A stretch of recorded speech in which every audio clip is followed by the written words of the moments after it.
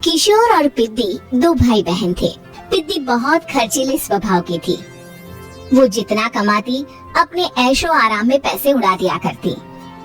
लेकिन किशोर समझदार था, घर को साथ लेकर चलना जानता था। अपनी बहन की जितना कमाता तो नहीं था, लेकिन फिर भी वो किसी तरह घर का खर्च चला लेता था। एक दिन पिद्दी किशोर से कहती है, किशोर तुम थोड़ा ज्यादा क्यों नहीं कमाते? मेरे दोस्त रोज मेरा मजाक उड़ाते हैं। अरे बहन, मैं कोशिश तो कर रहा हूँ।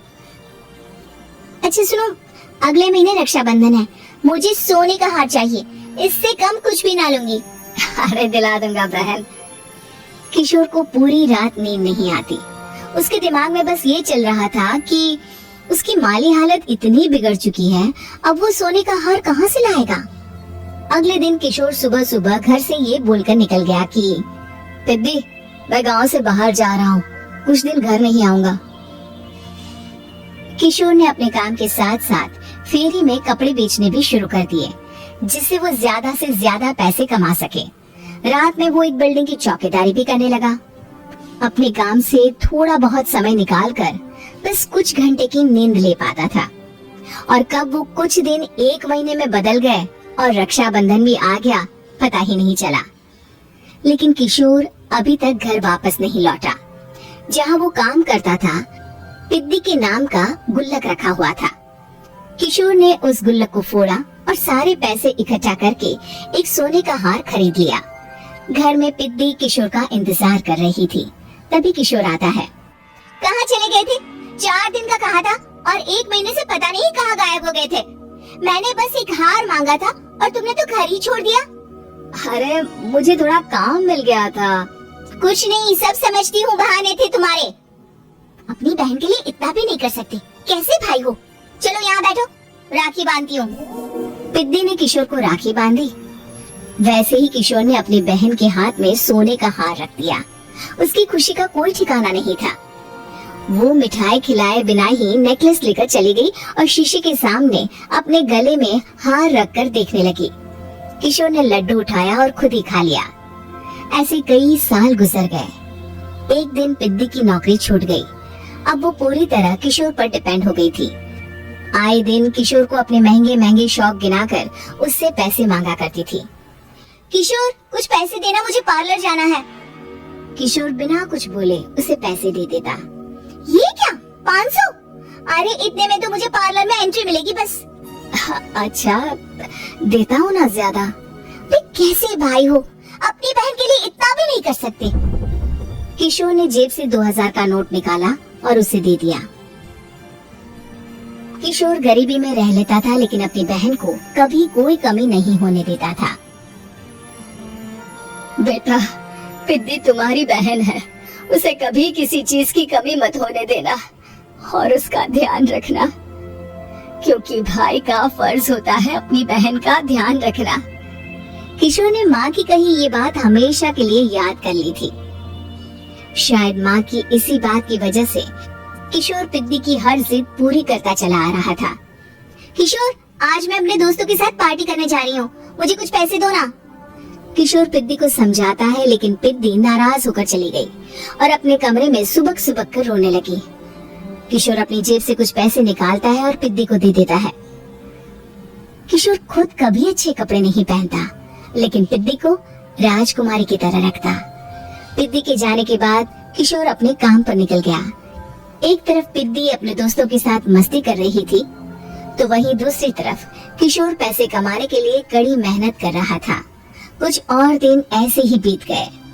एक दिन पिद्दी एक लड़के को लेकर घर आई और उसे किशोर से मिलवाया। किशोर, मुझे इस लड़के से शादी करनी है, लेकिन इनके मम्मी पापा बोल रहे हैं कि उनको दहेज में एक कार चाहिए, तभी वो मेरा और पंकज का रिश्ता कबूल करेंगे। लेकिन बहन, कार खरीदना कोई सब्जी खरीदने के बराबर तो नहीं है। अरे कैसे भाई हो तुम, अपनी बहन के लिए इतना नहीं कर सकते? देखो, मैं ज्यादा इंतजार नहीं कर सकती, तुम्हें 1 साल में मेरे लिए कार खरीदनी ही होगी। अच्छा पंकज, एक काम करो, कल तुम अपने माता पिता को घर बुला लो, मैं उनसे तुम्हारे और पिद्दी के रिश्ते की बात कर लेता हूँ। अगले दिन किशोर के छोटे से घर में पंकज और उसके माता पिता आते हैं। बेटा, तुम्हारी बहन ने हमारी शर्त तो बता ही दी होगी। जी बेटा, तुम तो इतने छोटे घर में रहते हो, दहेज कहाँ से लाओगे? मैं अपनी बहन की खुशी के लिए सब कुछ कर सकता हूँ। पंकज और पिद्दी का रिश्ता तय हो जाता है। किशोर अब अपनी क्षमता से 4 गुना ज्यादा काम करने लगता है। सुबह सबके घरों में न्यूज़पेपर फेंकता, दिन में मजदूरी करता और रात में चौकीदारी करता। खूब मेहनत करके किशोर ने अपनी बहन की शादी के लिए पैसे जुटा लिए। उसने अपनी बहन के लिए कार खरीद ली। जब वो पिद्दी के ससुराल वालों से मिलने गया तो उन्होंने किशोर से और पैसों की मांग की। इस बार किशोर हार चुका था। पिद्दी माफ करना, मैं तुम्हारी शादी उस लड़के से नहीं कर सकता। वो लालची लोग हैं, उन्हें सिर्फ पैसों से मतलब है। देखो किशोर, मैं पंकज से ही शादी करूंगी। क्योंकि पिद्दी ने तो किशोर की बात न मानने की जैसे कसम खा रखी थी। किशोर ने पंकज को घर बुलाया। पंकज, तुम अपने माता पिता को समझाते क्यों नहीं हो? भैया, वो हमारी शादी के लिए मान गए। मेरे लिए तो यही बहुत बड़ी बात है। हम एक काम कर सकते हैं, दहेज की रकम में से कुछ पैसे मैं आपको दे देता हूँ। अरे लेकिन समाज वाले क्या कहेंगे? अरे जब दुनिया को पता चलेगा तब ना। अच्छा, कुछ पैसे मैं अपने मालिक से कर्ज में ले लेता हूँ। कुछ पैसे पंकज देता है, कुछ वो कर्जा लेता है और अपनी उम्र भर की कमाई वो अपनी बहन की शादी में लगा देता है। आखिर में पंकज और पिद्दी की शादी हो जाती है। पिद्दी की विदाई के बाद किशोर बिल्कुल अकेला पड़ जाता है। अब उसका कमाने में भी मन नहीं लगता। उधारी वाले रोज घर में आकर बैठ जाते हैं।